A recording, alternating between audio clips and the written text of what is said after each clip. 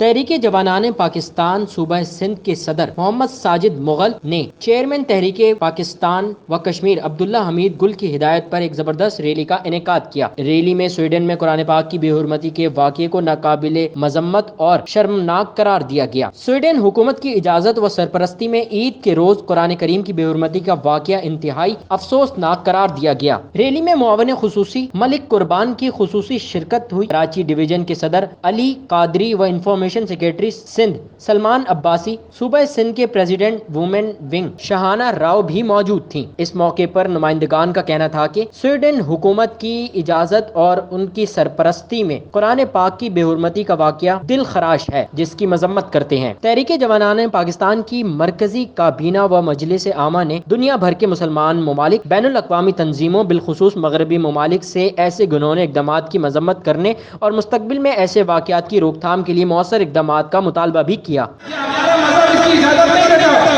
تو لہٰذا ہم احتجاج کرتے ہیں سویڈن کی حکومت کے خلاف اور سویڈن کے اتھارٹی کے خلاف، معاون کے خلاف، جس نے قرآن کی بے حرمتی کری۔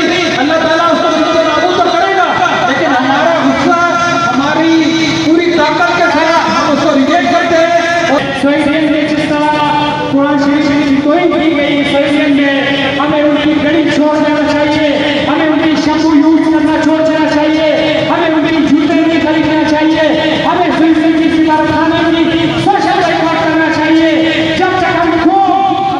اس موقع پر ریلی میں کراچی کے مختلف علاقوں سے تعلق رکھنے والے شہریوں نے بڑی تعداد میں شرکت کی۔ سید نعمان گل، C110 نیوز، کراچی۔